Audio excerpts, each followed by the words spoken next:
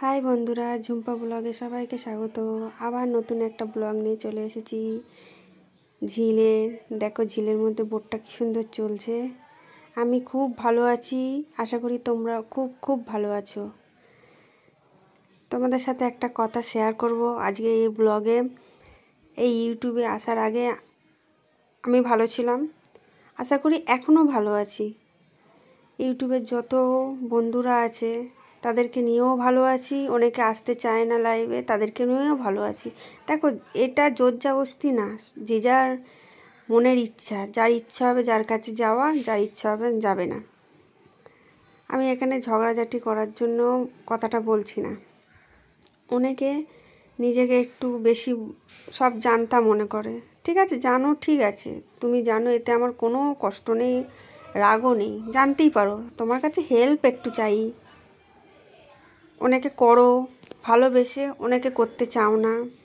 অনেকে বলো পরে বলে দেবো একটা, যা ইউটিউব বলো, তোমার ফেসবুক বলো বা ইনস্টাগ্রাম বলো, এখানে আসো, আমি ফোনে বলে দেবো। এখানে বলা যায় না।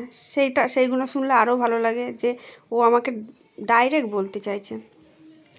এবার দেখো এত কিছু করার পরে সেই মানুষটা আমাকে এত কিচ্ছু করেছে, আমার জন্যে হেল্প করেছে, বলো যাই করো, করার পরে যখন কেউ যদি বলে যে তুমি কি করেছো,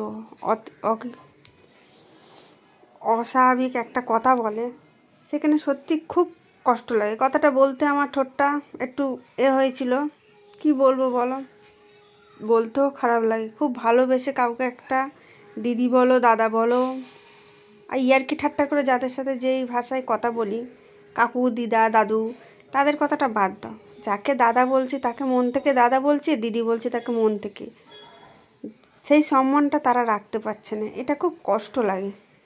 খুব ভালোবেসে সবাইকে, কিন্তু গালাগালিটা আমিও কাউকে দিই না, আমি আশা করি আমাকেও কেউ দেবে না। কি বলো, বাজে কথা বলো, যে যত শিক্ষিতই হোক, এই ভাষাটা আনা উচিত না।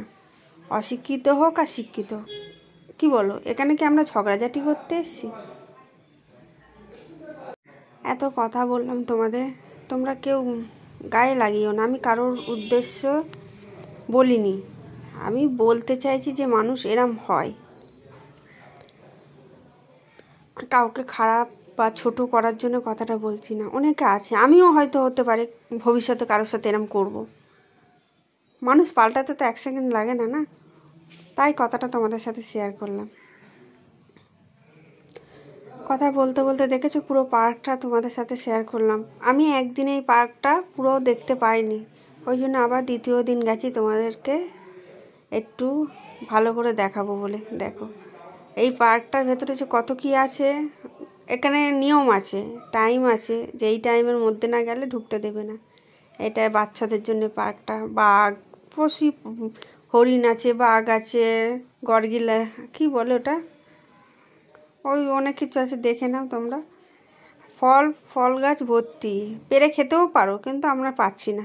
দেখতে তো বেশি ভালো লাগছে। পেয়ারা গাছে পেয়ারা হয়ে, এটা বাবলা গাছ বলি, জানি না কি, কিন্তু আমি যখন গেছিলাম ফুলে ভর্তি। আমি বলছি আবার আসবো, তারপর আর যাওয়া হয়নি। বাচ্চা ভর্তি, বাচ্চাদের সামনে ভিডিও করাও ভালো করে যায় না, অনেকে তো পছন্দ করে না। না, আমার বাচ্চাকে ক্যামেরার সামনে আনা, স্কিপ করে করে তুলছি। এই দেখো, এটাকে গরগিলা বলছিলাম। এটা স্লিপের মতন, ওর ভেতরে ঢুকে স্লিপ চড়ছে বাচ্চারা।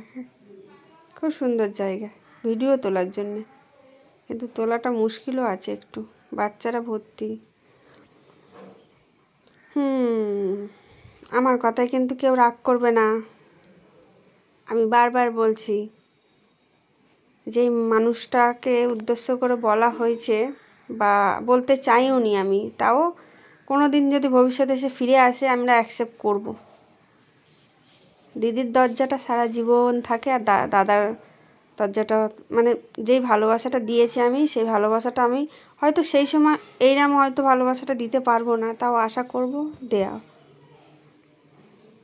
দেখো যেগুলো বলেছি আছে তো পার্কটায়, পুরো রাস্তার সামনে।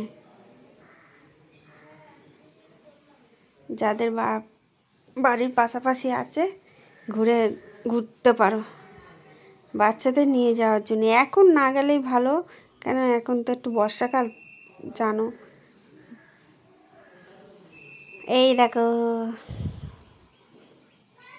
এটা আমার একটা দাদার জন্মদিনে গেছিলাম সারপ্রাইজ দিতে, আমরাই সারপ্রাইজ হয়ে গেছি।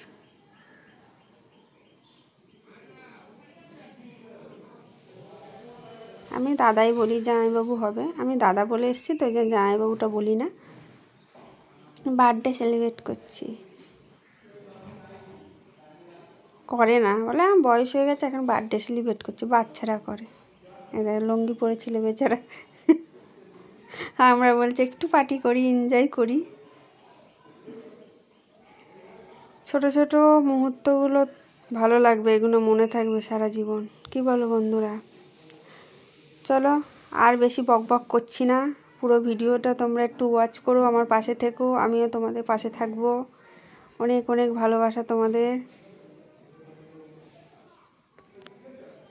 আমার কথাটা বন্ধ করলাম, ভিডিওটা পুরো দেখো।